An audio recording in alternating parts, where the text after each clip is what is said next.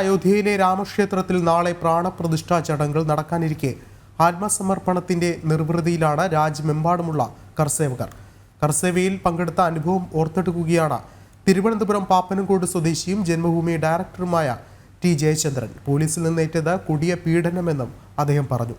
ഉടൻ രാമക്ഷേത്ര സന്ദർശനം നടത്താൻ കാത്തിരിക്കുകയാണ് ഈ കർസേവകൻ. രാജ്യം ഒരു അഭിമാന നിമിഷത്തിലേക്ക് കടക്കാൻ പോവുകയാണ്. രാമജന്മഭൂമിയിൽ നാളെ പ്രാണപ്രതിഷ്ഠാ ചടങ്ങുകൾ നടക്കുകയാണ്.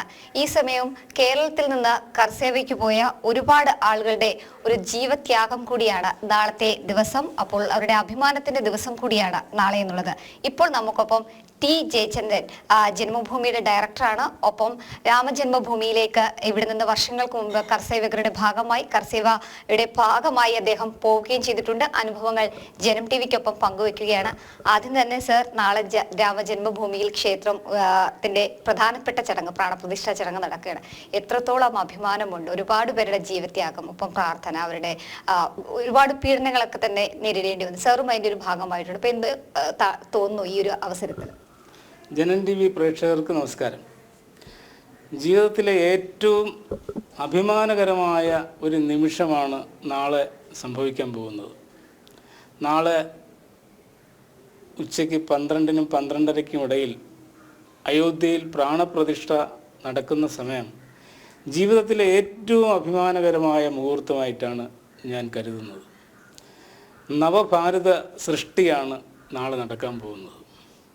നമുക്ക് സ്വാതന്ത്ര്യം കിട്ടി 75 വർഷം പിന്നിട്ടു. അമൃതകാലമാണ് സ്വാതന്ത്ര്യത്തിൻ്റെ. ഈ അമൃതകാലത്തിൽ ഭാരതം അതിൻ്റെ തനിമയും ഗരിമയും തിരിച്ചു പിടിക്കുകയാണ്. നമ്മുടെ സ്വത്വത്തിലേക്ക് നമ്മൾ ഭാരതം പോവുകയാണ്. അത് വളരെ ചരിത്രപരമായ നിമിഷമാണ്. ഞങ്ങളെ സംബന്ധിച്ച്, ഓരോ ഭാരതീയനെ സംബന്ധിച്ചും അഭിമാനകരമായ നിമിഷമാണ്.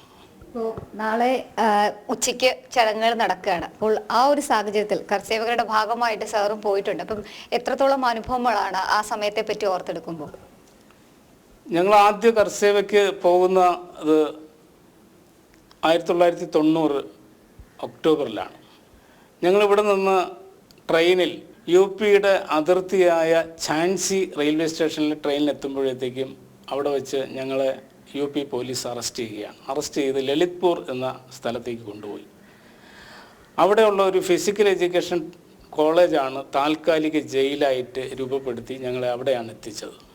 ഏറ്റവും പ്രായം കുറഞ്ഞ കർസേവകൻ ഒന്ന് പാറശാല മുറിയത്തോട്ടം സ്വദേശി ഉണ്ണികൃഷ്ണൻ. അതുപോലെ തന്നെ ഇപ്പോൾ സർക്കാർ സംഘടനയുടെ ഫെറ്റോ എന്ന് പറയുന്ന സർക്കാർ സംഘടനയുടെ സംസ്ഥാന പ്രസിഡന്റ് ശ്രീ SK ജയകുമാർ. ഇവർക്ക് രണ്ടുപേർക്ക് വന്നൊരു 16-17 വയസ്സേ പ്രായമുള്ളൂ.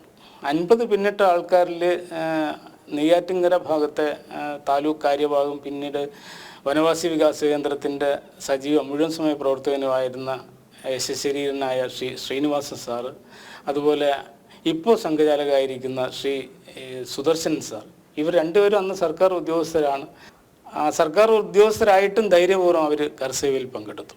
അതുപോലെ കർസേവകരിൽ പ്രമുഖനായ ഒരു വ്യക്തി അന്ന് വിചാരകേന്ദ്രത്തിൻ്റെ ജില്ലാ ചുമതലയുണ്ടായിരുന്ന ശ്രീ MB ബാലകൃഷ്ണൻ അവர்களാണ്.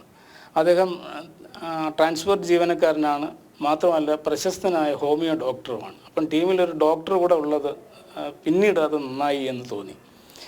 ഏറ്റവും പ്രായം കൂടുതലുണ്ടായിരുന്നത് അമരവിള അമ്പലം എന്ന സ്ഥലത്ത് നിന്ന് വന്ന ശ്രീ ശിവശങ്കരപിള്ള.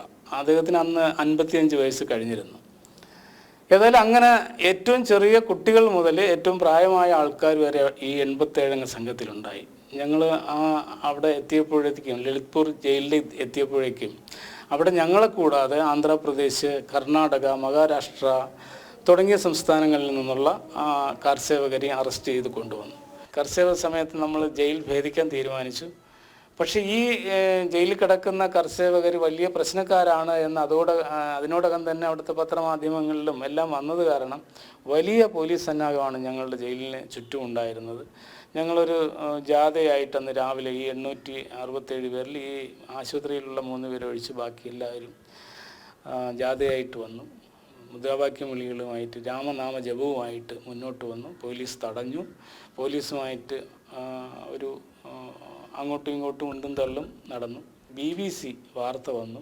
കർസേവ നടന്നുവെന്ന്. യഥാർത്ഥത്തിൽ പോലീസുകാർ പോലും അറിഞ്ഞില്ല കർസേവ അപ്പോഴത്തേക്ക് നടന്നുവെന്ന്. ഉടനെ തന്നെ നമ്മൾ വിജയാഹ്ലാദം പ്രകടനം നടത്തി. അപ്പോഴാണ് പോലീസുകാരും അറിയുന്നത് അവിടെ കർസേവ നടന്നു.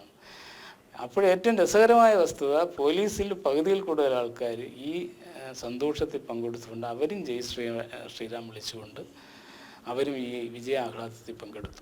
നാളെന്ന് മാത്രമല്ല, കുറേ ദിവസങ്ങളായി അയോധ്യയിൽ കേൾക്കുന്നത് ശ്രീരാമ മന്ത്രം മാത്രമാണ്.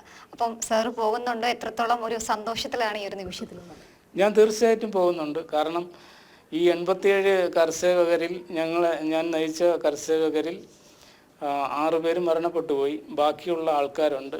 അവരുമായിട്ട് ചേർന്ന് ഈ ഫെബ്രുവരി മാസം 19-ാം തീയതി കേരളത്തിന് അന്നാണ് അനുവദിച്ചിട്ടുള്ള ദർശനത്തിന് ഒരു സ്പെഷ്യൽ ട്രെയിൻ അയോധ്യയിലേക്ക് പോകുന്നുണ്ട്, കേരളത്തിലെ കർസേവകരെയും വഹിച്ചുകൊണ്ട്. അതിൽ തീർച്ചയായിട്ടും ഞാൻ പോകുന്നുണ്ട്. ആ ഒരു ധന്യ നിമിഷത്തിന് വേണ്ടി ഞാൻ കാത്തിരിക്കുകയാണ്. അഭിമാനകരമായി ആ ഒരു നിമിഷത്തിന് വേണ്ടി കാത്തിരിക്കുകയാണ് ഞാൻ. നാടെങ്ങും ജയ് ശ്രീറാം വിളിയാണ്, ഒപ്പം തന്നെ പ്രാർത്ഥനകളാണ്. നാളെയാണ് ആ പ്രാണപ്രതിഷ്ഠ ചടങ്ങ് നടക്കാൻ പോകുന്നത്. ഇതേപോലുള്ള ആയിരക്കണക്കിന് ലക്ഷക്കണക്കിന് കർസേവകരും അവരുടെ ആത്മവിശ്വാസത്തിന്റെ സന്തോഷത്തിന്റെ മണിക്കൂറുകളിലൂടെയാണ് ഈ ഒരു നിമിഷം കടന്നു പോകുന്നത്. ക്യാമറമാൻ അനന്തുവിനൊപ്പം എസ് ശാലിനി, ജനം, തിരുവനന്തപുരം.